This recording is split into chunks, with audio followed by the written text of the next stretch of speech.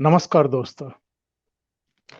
आप जानते हैं कि पंजाब पाकिस्तान में आज लाहौर में एक बड़ा जलसा था।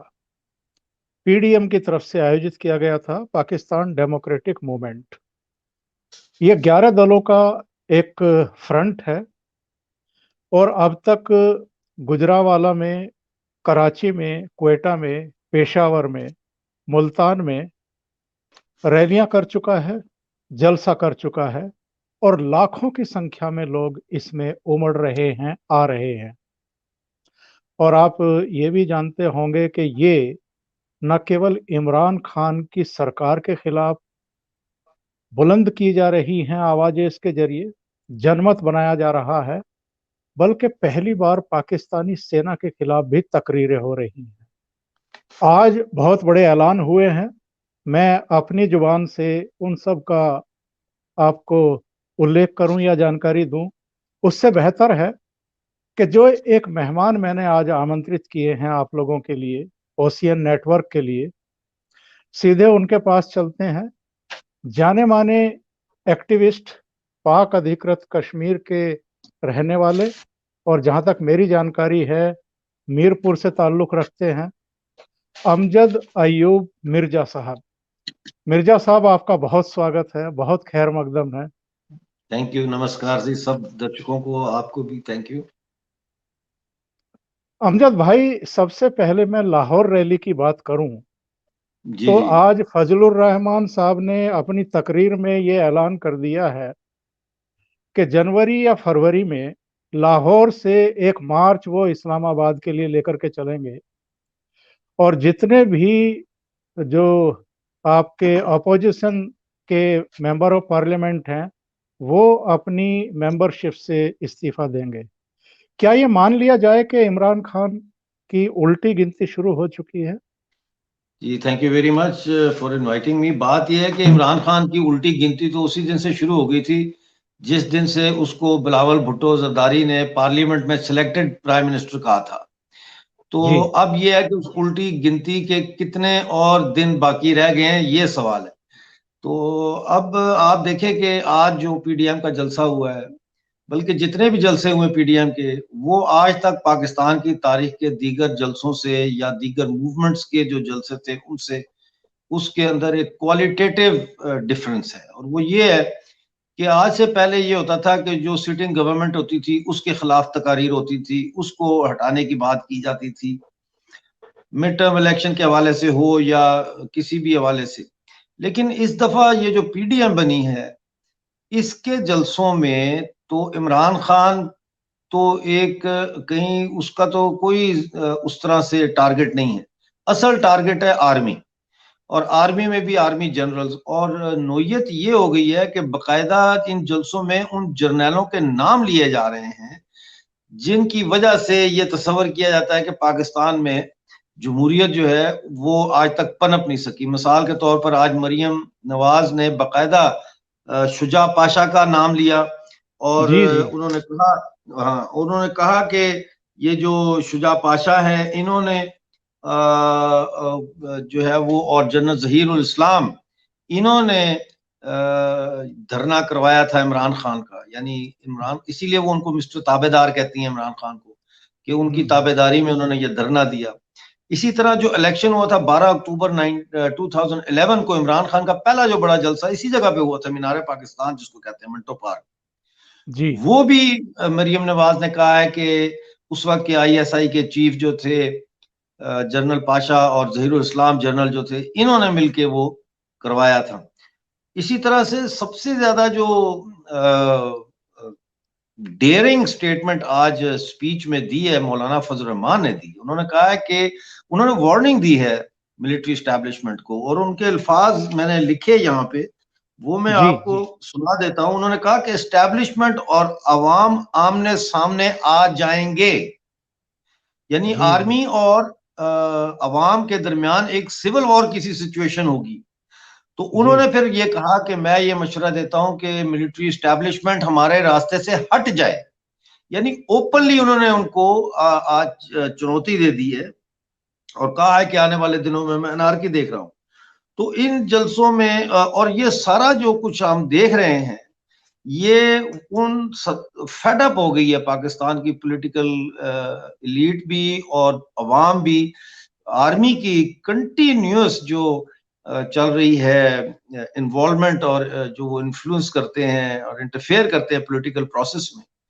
और जी फिर पीटीएम के जो जलसे शुरू हुए थे पश्तून तहफ़्फ़ुज़ मूवमेंट के, उसमें जो नारा लगा ये जो दहशतगर्दी है उसकी पीछे वर्दी है, वो पंजाब में पॉपुलर हुआ। पंजाब वो जगह जी। है जहां जो फौज का गढ़ है। तो बड़ी गंभीर सूरत हाल है इस वक्त। और मिर्जा साहब अगर जानना चाहें ये सूरत हाल आखिर बनी क्यों है, क्योंकि जहां तक मेरी जानकारी है जो पॉलिटिकल पार्टियां हैं वो एक दूसरे के खिलाफ तो तकरीरें करती रही हैं, जलसे करती रही हैं, सड़कों पर उतरती रही हैं, लेकिन फौज के खिलाफ इस तरह का सेंटीमेंट पाकिस्तान में पहली बार देखने को मिल रहा है। नहीं, सेंटिमेंट तो फौज के खिलाफ शुरू से ही था।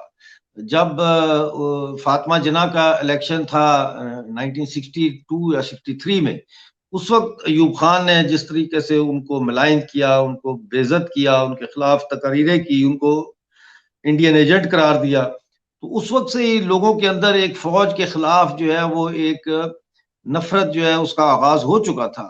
ये नफरत जी का आगाज फिर और तेज होता है जाके जब ईस्ट पाकिस्तान जो आज बांग्लादेश है, जी वहां हाँ, जब जी हाँ। मिलिट्री एक्शन होता है, तो उस मिलिट्री एक्शन के नतीजे में फिर पाकिस्तानी अवाम के दिलों में और पॉलिटिकल जो थे क्लास, उसके अंदर एक सख्त हेट्रेड डेवलप होती है इसके खिलाफ। और फिर जब जुल्फकार अली भुट्टो को आर्मी ने फांसी दी कू करके, तो वो जी टिपिंग पॉइंट था। लेकिन इसका इजहार नहीं हुआ इस तरह से जिस तरह अब हो रहा है। और इसका जी इजहार जी अब इसलिए हो रहा है कि अब जो सियासी पार्टियां हैं पाकिस्तान की, उनके कायदीन को ये बात समझ आ गई है कि बजाय मिलिट्री इस्टेब्लिशमेंट के साथ लेन देन करके हुकूमतें बनाने के, अब वक्त आ गया है कि मिलिट्री इस्टेब्लिशमेंट को ब्रश साइड किया जाए और अवाम की ताकत के साथ जो है वो पॉलिटिकल प्रोसेस को आगे बढ़ाया जाए। और फिर जो करप्शन के केसेस सामने आए हैं आर्मी के, आप देखें ना, अब एक जनरल रिटायर होता है तो उसके इशफाक यानी कि ऑस्ट्रेलिया में जजीरे हैं, दूसरा रिटायर होता है तो वो सऊदी अरब में सो कॉल्ड मुस्लिम अलायंस जो है मिलिट्री उसको कमांड कर रहा है, तीसरा जो है वो दुबई में बैठा है, चौथा जो है वो पाकिस्तान को इमरान खान के साथ मिलकर लूट रहा है। फिर जो सी पैक का चेयरमैन था जनरल सलीम आसिम बाजवा, उसके पिज्जा की 100 से ज्यादा फ्रेंचाइजें निकल आती हैं वहां जी अमेरिका में। जी। तो ये जो एक इतना मीडिया के जरिए, खासतौर पर सोशल मीडिया के जरिए ये जो जर्नैल इतने नंगे हुए हैं, उसने हौसला दिया है इन पॉलिटिकल लीडर्स को कि वो अवाम के साथ इस एक मुद्दे के ऊपर कनेक्ट करें, और वो क्लिक कर गया है। और पाकिस्तान में मेरा ख्याल है मिलिट्री एस्टेब्लिशमेंट के दिन गिने जा चुके हैं। अमजद भाई जो मेरी जानकारी है वो ये है कि मिलिट्री तो वहाँ हर चीज में घुसी हुई है, चाहे आपके कॉलोनियां बनानी हो, चाहे कोई उत्पाद करना हो, चाहे कोई घरों में भेजी जाने वाली रोजमर्रा की चीजें हों, हर चीज में मिलिट्री घुसी हुई है। और बहुत बड़ा हिस्सा जो है वो मिलिट्री के पास है, मतलब सप्लाई का भी, सप्लाई चेन का भी और दूसरी चीजों का भी। और जो आप बयान कर रहे हैं, तीन चार जनरलों का आपने बताया कि अलग अलग देशों में उन्होंने किस तरह से संपत्तियां बना ली हैं, कितना मुश्किल है मिलिट्री को साइड लाइन करना और वहां डेमोक्रेसी को इस्टेब्लिश करना। मेरा ख्याल है कि ये आज की तारीख में तो मुमकिन नहीं है, इसलिए कि जो पाकिस्तान की के पॉलिटिशियंस है, खासतौर पर पीडीएम में जो पार्टियां शामिल हैं, इनमें पीपल्स पार्टी जो है वो किसी भी वक्त मिलिट्री के साथ सौदेबाजी कर सकती है, और बाकी पार्टियां जो हैं वो पीछे हट सकती हैं। एक हद तक ये लोग आगे जा सकते हैं, लेकिन मुझे नहीं लगता कि ये इतनी ज्यादा बगावत पाकिस्तान में पैदा करने में कामयाब हो जाएंगे कि वहां सिविल वॉर हो जाए। क्योंकि जी ये जितनी पॉलिटिकल ग्रुप्स इकट्ठे हुए हैं, पार्टीज, इनके जो लीडर हैं, इनका किरदार भी जो है ना वो यही रहा है कि इन्होंने मिलिट्री एस्टेब्लिशमेंट्स के साथ सौदेबाजी करके तो इन्होंने पावर गेन की है। तो ये अब एक मैस ये जरूर होगा कि प्रेशर डेवलप हो जाएगा इतना ज्यादा कि इमरान खान को जाना पड़ेगा, एक दो जर्नैलों को जाना पड़ेगा। लेकिन एज सच मेरा नहीं ख्याल कि इस स्टेज पे मिलिट्री एस्टेब्लिशमेंट जो है वो उस तरह से शिकस्त होगी, कमजोर जरूर हो जाएगी, जड़ें उसकी जो है वो कमजोर हो जाएंगी।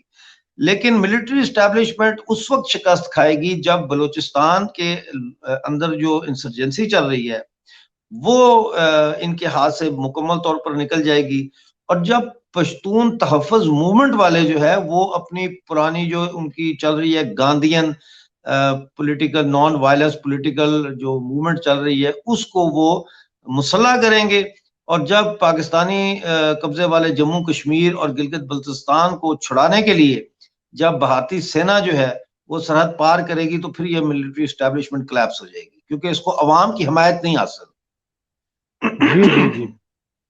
जी जैसे चाहे गुजरांवाला हो, कराची हो, क्वेटा हो, पेशावर हो, मुल्तान हो या लाहौर हो, हर जगह जहां भी पीडीएम ने जलसे करने के ऐलान किए, उसकी तैयारियां की, तब तब हर बार ये इस्टेब्लिशमेंट की तरफ से भी, गवर्नमेंट की तरफ से भी प्रयास किए गए कि अफवाह उड़ाई जाए, आतंकवादी हमले हो जाएंगे।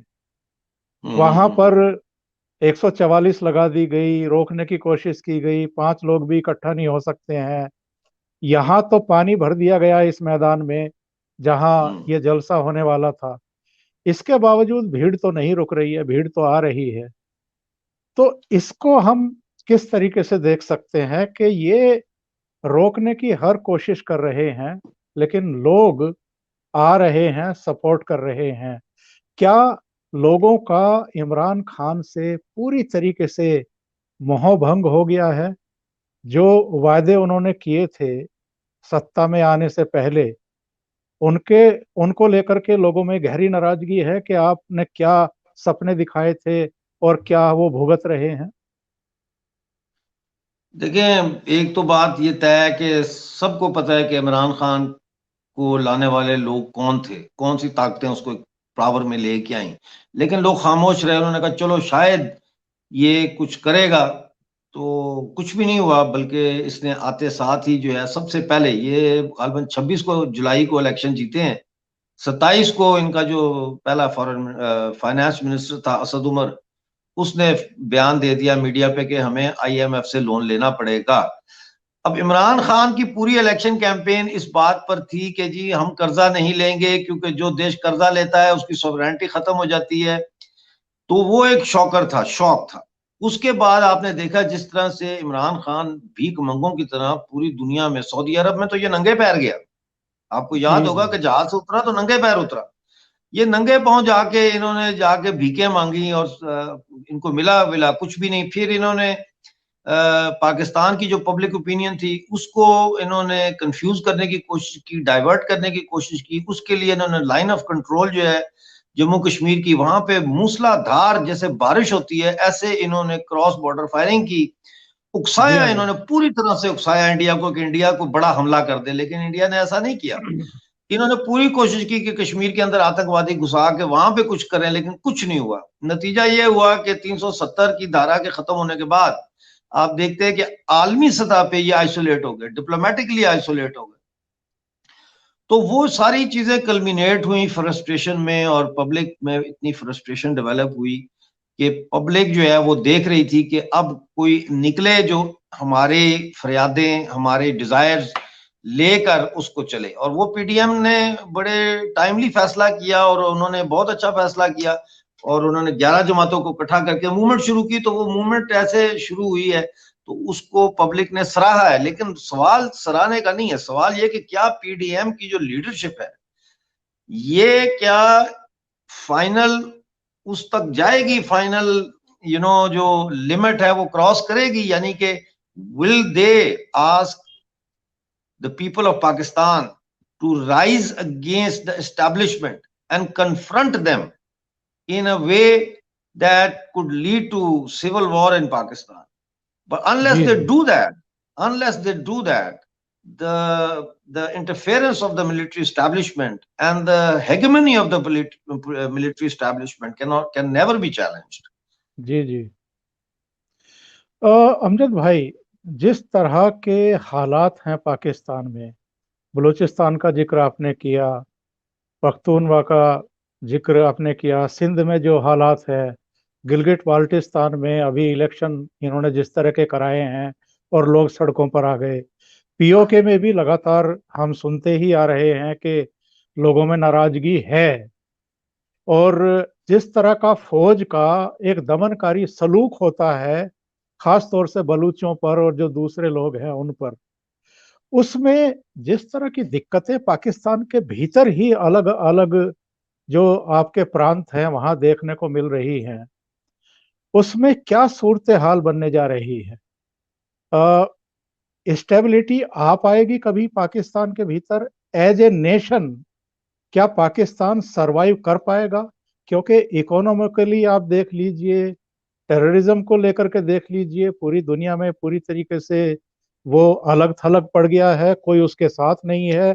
टर्की को, मलेशिया को, चाइना को आप गिना सकते हैं, लेकिन वो अपने अपने कुछ उनके मसाइल हैं जिनकी वजह से वो पाकिस्तान के साथ हैं। पर पाकिस्तान देखा जाए तो अंदरूनी मसलों में भी बहुत बुरी तरह उलझा हुआ है, और अगर इंटरनेशनली देखें तो उसमें भी अलग थलग पड़ गया है। देखिए, सबसे पहले तो आपने बात की स्टेबिलिटी की, तो मैं नहीं समझता कि पाकिस्तान में कभी भी स्टेबिलिटी आएगी, और जी। उसकी वजूहात हैं स्टेबिलिटी के लिए। देखें, आपको जो उसके जो प्री रिक्विजिट्स है ना, किसी भी एक देश के अंदर स्टेबिलिटी की प्री रिक्विजिट्स होती हैं, और वो प्री रिक्विजिट होती है स्टेबिलिटी का मतलब आप लेते हैं ना इकोनॉमिक स्टेबिलिटी ना। जी। इकोनॉमिक स्टेबिलिटी आ नहीं सकती जब तक पहले पॉलिटिकल स्टेबिलिटी ना आए। अब पॉलिटिकल स्टेबिलिटी पाकिस्तान में कभी भी नहीं आ सकती, इसलिए कि पाकिस्तान की जो शराफिया है, पाकिस्तान की जो ऑटोक्रेसी है, जो मिलिट्री ओलिगार्की है, वो थ्राइव करती है exploitation of natural and human resources of other provinces. और अदर प्रोविंसेस जो है वो कोई एक कौम नहीं है, वो मुख्तलिफ कौमें हैं, पश्तून है, बलोच हैं, सिंधी हैं, और ये जम्मू कश्मीर के लोग हैं, गिलगित बल्तिस्तान के लोग। तो ये जब आप इनको इनके राइट्स नहीं देंगे, इनको आप बराबरी का दर्जा नहीं देंगे, इनको आप जो नेशनल किटी है उसमें से बराबरी की फंडिंग नहीं देंगे, बल्कि लूटते रहेंगे, तो पॉलिटिकल स्टेबिलिटी तो नहीं आ सकती, क्योंकि पॉलिटिकल नेशनल सब नेशनलिस्ट तहरीकें वहां पे उठती रहेंगी। जी। तो जब दूसरी चीज आ जाती है इकोनॉमिक स्टेबिलिटी। इकोनॉमिक स्टेबिलिटी उस देश में कैसे आएगी जिसके अंदर ना कोई स्मॉल इंडस्ट्रीज का इंफ्रास्ट्रक्चर हो, ना कोई मीडियम साइज इंडस्ट्रियल जो है वो इंफ्रास्ट्रक्चर का कोई वो सिस्टम। हैवी इंडस्ट्री को तो छोड़े आप, वो तो स्टील मिल थी वो भी बंद हो गई। तो इसलिए इकोनॉमिक स्टेबिलिटी जब डोमेस्टिकली नहीं होगी एक्सक्यूज मी, तो फिर इंटरनेशनली कैसे होगी? इंटरनेशनल इकोनॉमिक स्टेबिलिटी का मतलब है कि लोग आपके देश को स्टेबल एनवायरनमेंट समझते हैं इन्वेस्टमेंट के लिए, और आपके देश में इन्वेस्टमेंट करें। तो जब हम्म। आपकी डोमेस्टिक ही इकोनॉमिक आपके पास इंफ्रास्ट्रक्चर नहीं है, पॉलिटिकल आप लिए आप स्टेबल नहीं है, और ये पता नहीं है कि पाकिस्तान में फैसला जो है वो पार्लियामेंट ने करना है या किसी जर्नैल ने करना है, तो फिर इकोनॉमिक स्टेबिलिटी नहीं आ सकती। फिर आपने बात की कि क्या ये एज अ नेशन सर्वाइव करेगा या नहीं करेगा। जी। देखिए, एज अ नेशन तो उन्होंने सर्वाइव नहीं किया। 1971 में, आज क्या तारीख है, 13 तारीख है, तो आज जी। वहां पे 1971 में ऑलरेडी ये पाकिस्तान के जो जर्नैल हैं, हमूद रहमान कमीशन में लिखा हुआ है कि ये विस्कियां पी रहे थे, स्कॉच विस्कियां पी रहे थे, गाने सुन रहे थे, इन्होंने औरतें बुलाई हुई थी, उनके डांस देख रहे थे जब वॉर चल रही थी। तो 14, 15 और 16 को इन्होंने हथियार डाल दिए, 1 लाख फौजी ने, और बांग्लादेश जी। बन गया। जी। तो बांग्लादेश का बनना जो है वो इस बात का सबूत है कि टू नेशन थ्योरी को उन्होंने रिजेक्ट कर दिया। इसका मतलब यह है कि मजहब जो है, रिलीजन, वो बेसिस नहीं बन सकता नेशन स्टेट की। इसका मतलब यह है कि पाकिस्तान टूट गया, पाकिस्तान जिस मकसद के लिए बनाया गया था वो मकसद फौत हो गया। इस वक्त आज अख्तर मेंगल ने, जो बलूचिस्तान नेशनल पार्टी के लीडर हैं, अख्तर मेंगल ने आज अपनी तकरीर में क्या कहा, मैं आपको उसका एक जुमला सुना देता हूं। जी। उन्होंने जी। ये कहा, उन्होंने ये कहा कि हम बराबर के शहरी का रुतबा, हमें बराबरी के शहरी का रुतबा दें, हम बहैसियत गुलाम एक दिन भी चलने के लिए तैयार नहीं। तो उन्होंने उन 5 मिलिट्री ऑपरेशंस का भी जिक्र किया जो बलूचिस्तान में किए गए, और इस वक्त भी एक अनअनाउंस मिलिट्री ऑपरेशन तो बलूचिस्तान में चल रहा है। तो इसलिए जो बलोच हैं वो इस चीज को उन्होंने बाय नहीं किया कि हम कलमे के नाम पे आपके साथ जुड़ जाएंगे। वो आज भी अपने नेचुरल रिसोर्सेज के लिए जदोजहद कर रहे हैं। ग्वादर के इर्द गिर्द आपने खारदार तारे लगा के उसको वेस्ट और ईस्ट बर्लिन की तरह डिवाइड कर दिया है बलूचिस्तान के अंदर ही। इसी तरह सिंध में आप देखें, आप बहुत बड़ी तहरीक चल पड़ी है, और उसमें महाजर जो थे वो भी शामिल हो गए हैं सिंधियों के साथ, और वो कह रहे हैं कि सिंधु बिल्कुल। देश बनाएंगे। उधर से अब ये आवाज भी उठ रही है, आज महमूद खान अचकजई ने भी कहा कि हम ड्यूरेड लाइन को नहीं मानते, और अफगानिस्तान जो है वो तकरीबन रावलपिंडी तक था। तो पाकिस्तान सरवाइव नहीं कर सकता। ये एक आर्टिफिशियल स्टेट है जो इंटरनेशनल जो ग्रेट गेम है उसके वेस्टेड इंटरेस्ट की वजह से अभी तक ये कायम है। जरा सा झटका इसको लगेगा तो ये कोलैप्स हो जाएगी, ये बिखर जाएगी। और जिस दिन पीओजे और गिलगित बल्तिस्तान भारत का हिस्सा बन गए तो पाकिस्तान का किस्सा तमाम हो जाएगा। और अमजद भाई, सेना इस सब के लिए कितनी जिम्मेदार है? क्योंकि मुझे लगता है कि करीब करीब आधा टाइम तो सेना का ही वहाँ शासन रहा है। तानाशाही पूर्ण तरीके से उन्होंने कब्जा किया, वहाँ की सत्ताओं पर सरकारों के तख्ते पलटे हैं। विदेश नीति वहाँ की सेना तय करती है, बल्कि अब तो घरेलू राजनीति भी वही तय कर रही है। किसके खिलाफ मुकदमे लगाने हैं, किसको उठा करके जेल में डाल देना है, सारा कुछ सेना कर रही है। प्रधानमंत्री तो ऐसा लगता है कि पॉपेट बन गए हैं, कठपुतली बन गए हैं। और इन्होंने तो सेना की कठपुतली बन करके जो प्रधानमंत्री पद का एक रुतबा होता है, गरिमा होती है, उसको भी खो दिया है। नहीं, पाकिस्तान में प्रधानमंत्री का जो रुतबा है उसकी तो इज्जत कभी भी नहीं रही। हमेशा या तो अमेरिका की आशीर्वाद से प्रधानमंत्री बनता रहा है या फौज की आशीर्वाद से बनता रहा है। ये जरा ज्यादा नंगा होके आया है इसलिए वो लगता है। तो पाकिस्तान में तो कोई प्रधानमंत्री आज तक बना ही नहीं बगैर सेना की टॉप लीडरशिप की मर्जी से। जहां तक आपने बात की है कि जिम्मेदार कौन है, देखें इसमें मेन तो जिम्मेदार जाहिर है कि फौजी जर्नैल, फौजी इंडस्ट्रियल मिलिट्री कॉम्प्लेक्स को चलाने वाली मिलिट्री स्टैब्लिशमेंट है। लेकिन इसमें जो जिम्मेदारी है वो पाकिस्तान के पॉलिटिशियंस की भी है, जो आज तक, अब तो ये तकरीरें कर रहे हैं बड़ी जज्बाती, लेकिन 70 साल तक पॉलिटिशियंस ने क्या किया? पॉलिटिशियंस जी। ने एक दूसरे के खिलाफ फौज को इस्तेमाल किया, यानी फौज के आगे हाथ जोड़े कि भाई हम आपकी सेवा ज्यादा अच्छे तरीके से करेंगे, इस सिविलियन गवर्नमेंट को निकाल के हमें लाओ। बेनजीर भी ऐसे ही आई, नवाज शरीफ साहब भी ऐसे ही आए, ठीक है ना।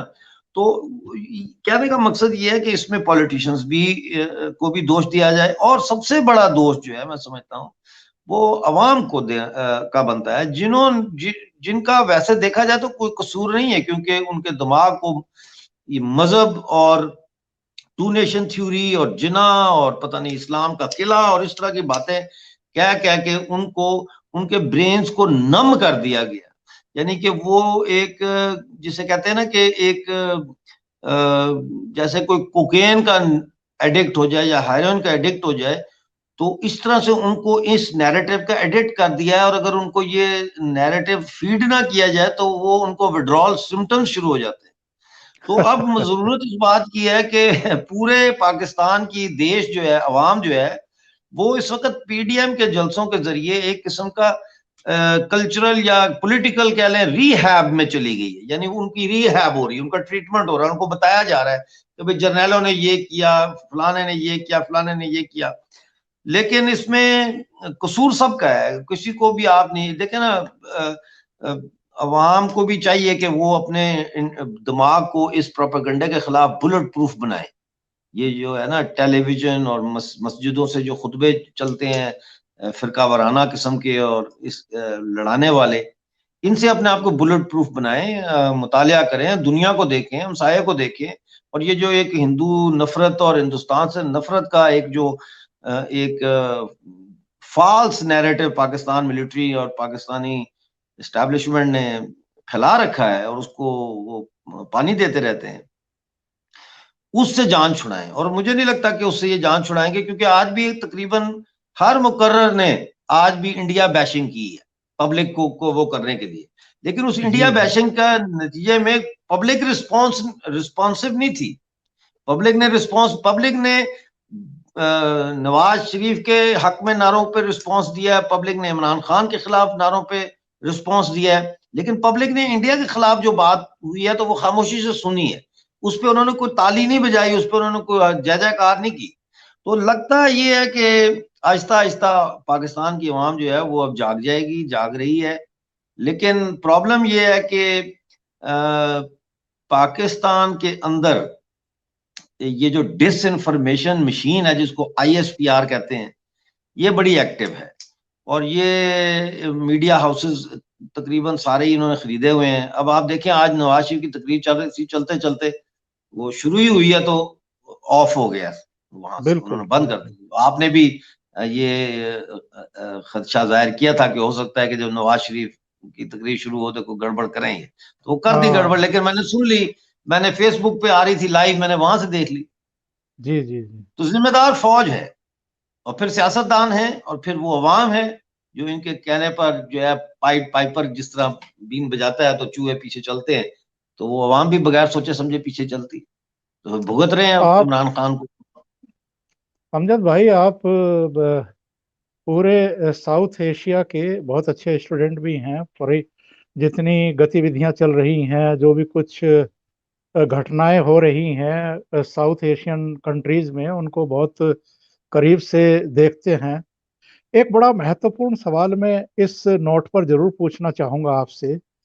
वो कौन से एलिमेंट थे कि इंडिया में डेमोक्रेसी जो है वो फल फूल रही है, बहुत स्ट्रांग है। पूरी दुनिया में अमेरिकन डेमोक्रेसी और इंडियन डेमोक्रेसी की वो दी जाती है, मिसाल दी जाती है। और बिल्कुल साथ लगे हुए पाकिस्तान में डेमोक्रेसी पनप क्यों नहीं पाई? क्या बड़े एलिमेंट, बड़े कारण क्या मानते हैं आप? देखिए, सबसे पहले तो ये है कि भारत जो है वो एक बड़ी तवील तहरीक आज़ादी के नतीजे में आज़ाद हुआ। पाकिस्तान तो आज़ाद नहीं हुआ ना, पाकिस्तान तो किसी के कब्जे में नहीं था कि आज़ाद होता। पाकिस्तान तो अंग्रेजों ने काट के एक नॉर्दर्न इंडिया में एक एक आर्टिफिशियल कंट्री बनाई, ताकि इंडिया जो है उसकी सेंट्रल एशिया तक एक्सेस ना हो सके, और यहाँ पे वो बैठ के तो इंडिया, चाइना, रशिया को जो है वो मॉनिटर कर सकें। तो जी इंडिया जी की जब तहरीक आज़ादी चलती है तो उसके अंदर बड़े बड़े नाम हैं, आपको पता ही है। तो बड़ी कुर्बानियां हैं, और कुर्बानियों के नतीजे में जब देश आज़ाद होता है तो दो बड़े फैसले किए जाते हैं। एक फैसला तो ये किया जाता है कि यहां से फ्यूडलिज्म का खात्मा कर दिया जाएगा, जी लिहाजा फ्यूडलिज्म का खात्मा किया जाता है, लैंड होल्डिंग को रिस्ट्रिक्ट कर दिया जाता है। और दूसरा बड़ा फैसला ये किया जाता है कि देश को आर्मी से अलहदा रखा जाएगा। यानी आर्मी को इजाजत नहीं होगी कि वो पॉलिटिकल अफेयर्स में इंटरफेयर कर सके। जी जी। दूसरी तरफ हम देखते हैं पाकिस्तान में फ्यूडलिज्म बरकरार रहा, बल्कि पाकिस्तान बनाया ही फ्यूडलों ने। लियाकत अली खान भी फ्यूडल था, सारे फ्यूडल थे। सही कह रहे हैं। तो हाँ, तो ये फ्यूडल्स ने फिर मिलिट्री और मुल्ला के साथ एक अलायंस बनाया to continue their dominance over the people of this region. और वो डोमिनेंस आज तक चल रही है। आप देखें, इस वक्त के सबसे बड़े बड़े फ्यूडल लॉर्ड्स जो है वो जुल्फकार अली भुट्टो खुद फ्यूडल लॉर्ड था, बेनजीर, अब बिलावल है। इसी तरह से जो है वो नवाज शरीफ जो है वो बेशक इंडस्ट्रियलिस्ट है, लेकिन उन्होंने फ्यूडल फैमिलीज में शादियां की, फ्यूडल फैमिलीज ने जर्नैलों के बच्चों में शादियां की। तो इस तरीके से ये सारे शादियों के जरिए भी और वेस्टेड इंटरेस्ट के जरिए भी इकट्ठे होकर पाकिस्तान पे आज तक हुकूमत कर रहे हैं। जो वॉर होनी चाहिए थी पाकिस्तान में, मैं तो उसे सिविल वॉर ही कहूंगा, जिसमें ये फैसला होता कि एक क्लास ने दूसरी को डिफीट देनी है, वो यहां नहीं हुई। वो इंडिया में जरूर हुई कि हमने कॉलोनियल मास्टर्स को डिफीट दी और हमने एक डेमोक्रेटिक सेटअप बनाया। तो ये मोटी मोटी तो ये दो ही वजूहत है। और क्या पाकिस्तान की बर्बादी की एक बड़ी वजह जो कश्मीर को लेकर के उनकी हनक है, जो एक पागलपन है, जो जुनून है, जिसको उन्होंने अगली नस्लों को भी ट्रांसफर कर दिया है, जो हम्म। कश्मीर बेसिकली, उस पर तो अलग मैं एक एपिसोड बनाऊंगा। आरिफ हाँ जी, हजाकिया जरूर जी के बनाइए। साथ आरिफ हजाकिया जी के साथ आपने बहुत डिटेल में बताया है कि किस तरीके से कब्जाया गया था, लेकिन हम आज उसमें नहीं जाते। लेकिन अगर कश्मीर को ही हम ये माने कि इस मुद्दे की वजह से पाकिस्तान की बर्बादी की इबारत लिखी गई है, तो क्या ये कहना गलत होगा? मेरा नहीं ख्याल कि ये बात सही है। जी और उसकी वजह यह है कि कश्मीर का जो मसला है, ये तो फौज ने पाला हुआ है इसको। इस कश्मीर के इशू को पालकर फौज अवाम को खौफजदा करती है कि भारत हमला कर देगा। एक इस्लामिक जिंगोइज्म पैदा किया जाता है कश्मीर के नाम पे कि कश्मीर लेके रहेंगे, कश्मीर और आज़ादी होगी कश्मीर में, और कश्मीर हमारा है। ये एक रिलीजियस जहादी जिंगोइज्म पैदा किया जाता है। ये जी तबाही की वजह नहीं है। तबाही की वजह फौज का तसल्लुत है, जागीरदारों का तसल्लुत है, और जहादी टेररिस्ट जो अब बन चुके हैं, इनकी हेगेमनी है पाकिस्तान के पॉलिटिकल सिस्टम पर। कश्मीर का मुद्दा तो की वजह से तो पाकिस्तान ने बड़ा कमाया है, बड़ा पैसा कमाया है, और जी जी खिलाया भी है और खाया भी है। हुर्रियत को बड़ा खिलाया है, आपको पता ही है।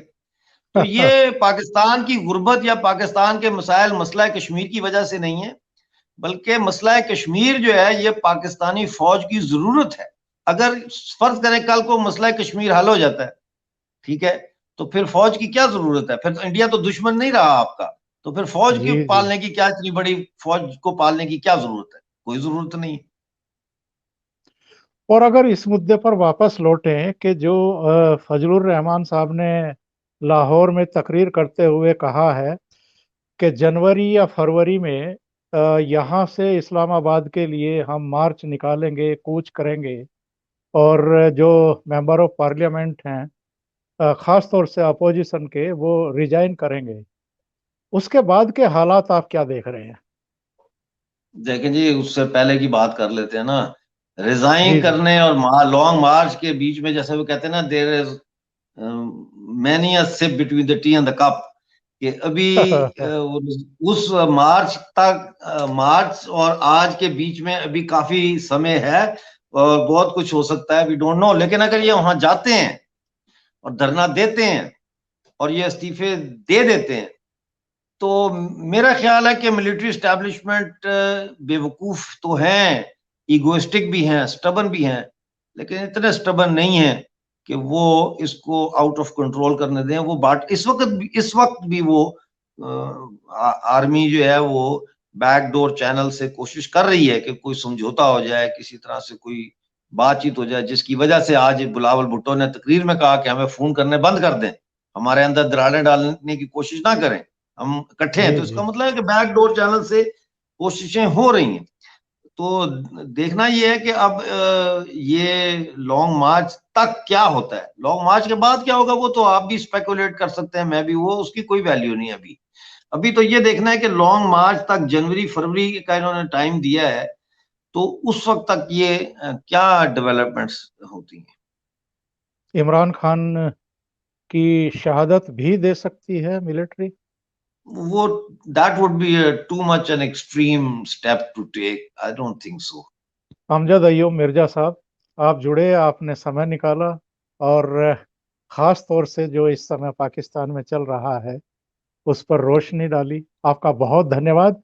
और आगे भी हम जुड़ते रहें कुछ कुछ मसलों पर, और जम्मू कश्मीर पर जो आपके एपिसोड मैंने देखे हैं आरिफ भाई के साथ भी, दूसरी जगहों पर भी, उस पर भी हम अपने दर्शकों से आपको रूबरू कराने की कोशिश करेंगे जब भी आप इजाजत देंगे। थैंक यू वेरी मच जी, बहुत बहुत शुक्रिया आपका। बहुत बहुत धन्यवाद, बहुत बहुत शुक्रिया। Thank you so much. Thank you.